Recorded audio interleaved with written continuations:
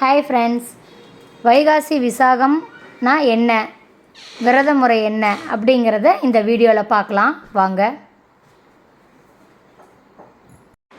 வைகாசி விசாகம் நாளில் விரதம் இருந்து வழிபடும் முறைகள் மற்றும் அதனால் கிடைக்கும் நன்மைகள் என்னென்ன என்பதை குறித்து இங்கு பார்க்கலாம். முருகப்பெருமான் தமிழ் கடவுளில் ஒருவராக கருதப்படுகிறார். இவருக்கென தமிழ்நாட்டில் 6 முக்கிய பிரபல கோயில்கள் உள்ளன. அவை 6 படை வீடு என்று அழைக்கப்படுகிறது.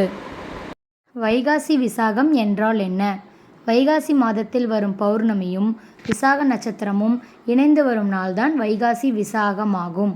அது மட்டுமின்றி வைகாசி விசாகம் முருகப்பெருமானுக்குரிய மிக முக்கியமான நாட்களில் ஒன்றாக கருதப்படுகிறது. மேலும் இந்நாளில்தான் முருகப்பெருமான் அவதரித்தார் என்று புராணங்கள் சொல்லுகிறது. எனவே இந்த நாளில் விரதம் இருந்து வழிபட்டால் நினைத்த காரியம் நடக்கும் என்பது ஐதீகம்.